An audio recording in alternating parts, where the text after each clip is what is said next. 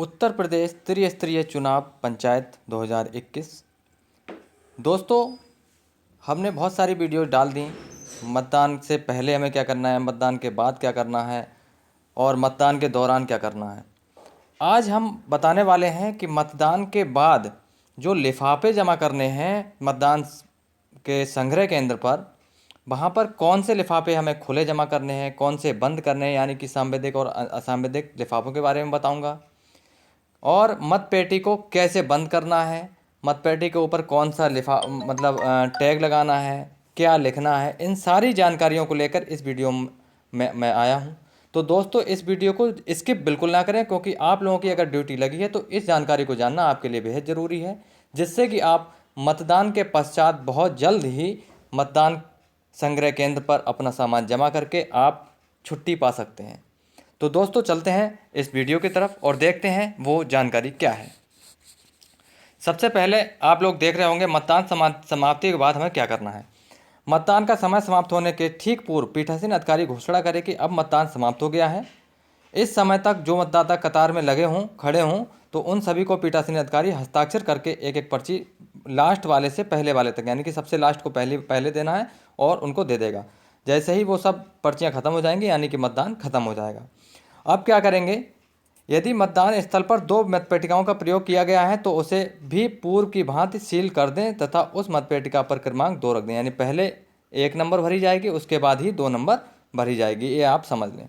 थैले के ऊपर अब जो मतपेटी बनी उसको क्या करेंगे, एक थैले के अंदर रख देंगे। जब सील हो गई वो मतपेटी, यानी मतदान के बाद मतपेटी को सील करने के बाद जो कैनवास का थैला मिलेगा उसमें रख देंगे और उसका भी मुंह बांध देंगे। थैले के ऊपर मतदान स्थल का नाम, क्रमांक लिखे पते की पर्ची को चस्पा कर देंगे। मतपत्र लेखा की एक प्रति सील्ड मतपेटी के ऊपर टैग किया जाएगा। मतपत्र लेखा कैसे बनाया जाएगा ये मैंने जानकारी एक अपनी प्रीवियस वीडियो में दे दी है, मेरे चैनल पर जाकर उस वीडियो को देख सकते हैं आप। मतदान के अंत में घोषणा प्रपत्र 37 परिशिष्ट 18 को भरकर मौके पर उपस्थित प्रत्याशी या उनके अभिकर्ताओं से हस्ताक्षर करा लें। इतना काम होगा। उसके बाद मतपत्र लेखा तैयार करना है। मतपत्र लेखा तैयार करने के लिए जो उसका प्रारूप है वो, और कैसे करके उसे भरना है, कितनी प्रतियों में भरना है, ये मैंने पूरी जानकारी अपनी वीडियो में दे दी है। उसका लिंक भी मैं अपने डिस्क्रिप्शन बॉक्स में दे दूंगा। अब बात करते हैं, जो मेन बात है लिफाफों को तैयार करना।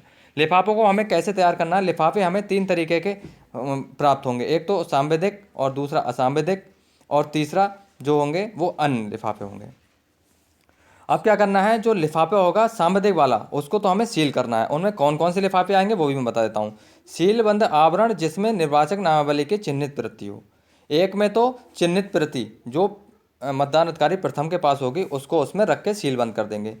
सीलबंद आवरण जिसमें उपयोग में लाए गए मतपत्रों के प्रतिपर्ण के साथ साथ निवेदित मतपत्रों के प्रतिवर्त भी रखे हुए, यानी कि जितने भी प्रतिपर्ण रखे होंगे वो सारे उसमें अंदर रख देने हैं।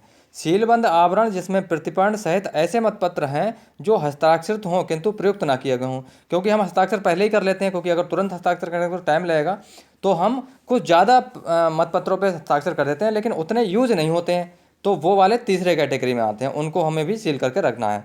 सीलबंद आवरण जिसमें प्रतिपर्णों सहित ऐसे मतपत्र हों जो प्रयुक्त नहीं किए गए। अब चौथे में वो रखने हैं जिसपे ना तो साइन है, यानी कि अप्रयुक्त हैं वो, तो उसको उसमें रख देंगे।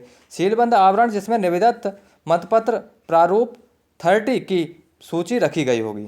सीलबंद आवरण में निवेदित मतपत्र जो होंगे वो रखे जाएंगे। फिर छठे वाले में रखे जाएंगे मतदान प्रक्रिया के उल्लंघन के कारण रद्द किए गए मतपत्र। उल्लंघन का मतलब किसी ने साइन नहीं किया, किसी ने उल्टा साइन कर दिया या कुछ भी, मतलब किसी तरीके से उल्लंघन होगा तो उसको उसमें रख देंगे। अब 7वें वाले में उन मतपत्रों को लगेंगे जो अन्य किसी कारण से रद्द हुए थे, कि उसमें प्रिंटिंग सही नहीं है या कुछ है इस प्रकार के उसमें, यानी कि 7 लिफाफे ये अलग अलग आपको रखने हैं और सील कर देना है 7 को अलग अलग। अब इन सभी 7 को एक बड़े लिफाफे में रख देना है, उसको भी सील कर देना है। ये हमारा सांविधिक लिफाफा हो गया। द्वितीय लिफाफा असांविधिक लिफाफा होगा। इसमें क्या करेंगे हम लोग, पहला होगा आवरण जिसमें निर्वाचक नामावली चिन्हित प्रति से भिन्न है, क्योंकि हमें 2-3 प्रतियां मिलती हैं, तो एक तो मतदान अधिकारी प्रथम के पास होती है, बाकी अन्य जो रखी होती हैं उनको उसमें रख देंगे।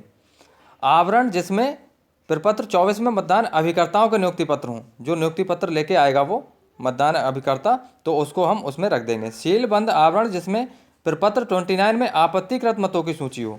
आपत्तिकृत मतों की जो सूची है उसको भी एक लिफाफे में रख देंगे। ये असांविधिक लिफाफे हैं। फिर है आवरण, जिसमें प्रपत्र 31 में दृष्टिबाधित और अशक्त मतदाताओं की सूची हो तथा उनके साथियों की घोषणाएं हों, उसमें 32 वाले को उसमें रख देना है। आवरण, जिसमें निर्वाचकों से उसकी आयु के संबंध से प्राप्त की गई घोषणाएं 31, जैसे लग रहा है कि उसकी आयु कम है तो उसके लिए घोषणा प्रपत्र होता है, उसको 5वें वाले में। 6ठे वाले में आपत्ति किए गए मतों के संबंध में रसीद वही खाता, जैसे मतलब किसी ने आपत्ति कर दी, चैलेंज कर दिया, चैलेंज वोट जैसे बोलते हैं, तो उसमें उसके 5 रुपये नगद जो लिए जाते हैं उसकी रसीदें जो हैं वो उसमें रखी जाएंगी। आवरण, जिसमें अप्रयुक्त और क्षतिग्रस्त पत्र मुद्राएं हों, जो भी अप्रयुक्त हों, जितना भी मटेरियल बचा हो अप्रयुक्त और क्षतिग्रस्त, उसमें मुद्राएं रख दी जाएंगी। अन्य घोषणाओं संबंधी लिफाफा, कोई और अगर घोषणा है तो उसको 8वें लिफाफे में रख के, ये असांविधिक लिफाफे हैं, खुले रखने हैं इसे। तीसरे पैकेट में निम्नलिखित वस्तुएं रखी जाएंगी। पीठासीन अधिकारियों के लिए अनुदेश जो मिले थे वो रख देने हैं। मतपेटी में मतपत्रों के डालने की पट्टी और मतपट जो प्रतिपूर्ण से अलग करने की धातु की पट्टी, मतलब जो भी मैटर है, जितना भी बाकी बचा, स्टाम्प पैड, धातु की मोहर, मतदान स्थल की सुवेदिक चिन्नी, ये अमिट स्याही प्रत्येक सीसी डाट के ऊपर पिघली हुई मोम या लाख लगाकर उसे अच्छी तरह बंद कर दिया जाए ताकि स्याही ना निकले। अमिट स्याही को सही रखने के लिए प्याला, अन्य कोई कागज़ लिफाफा, ये जितना भी मैटर है वो तीसरे वाले लिफाफे में रख देना है। चौथे पैकेट में अन्य सभी वस्तुएं यदि कोई हों तो रखी जाएं, यानी कि चौथे में वो रखी जाएंगी जो ऊपर जो लिफाफे बन गए, उसके अलावा भी अगर कुछ बचता है तो वो चौथे लिफाफे में रख के और जमा करनी है। विशेष बात देखनी है, सील्ड मतपेटी, पीठासीन की डायरी, सील्ड मतपेटी, पीठासीन की डायरी, विजिट सीट व मतपत्र लेखा को अलग से रखा जाए। दोस्तों, मतपत्र लेखा मैंने इसीलिए कहा था 3 या 4 प्रतियों में बनाना है आपको। एक तो पेटी पे सील हो जाएगा, दूसरा डायरेक्ट जमा करना है और तीसरा चौथा 1-2 और ज़रूरत पड़ेगी तो उसके लिए रख लेते हैं, एक अपने पास के लिए रखा जाए। तथा ARO द्वारा आवंटित मेज पर जमा की जाए। यानी कि ये जो 3 चीज़ें हैं, सील्ड मतपेटी, पीठासीन की डायरी, विजिट सीट और मतपत्र लेखा, ये 4 चीज़ें आपको खुली जमा करनी है, उसके हाथ में देनी है, ARO के हाथ में।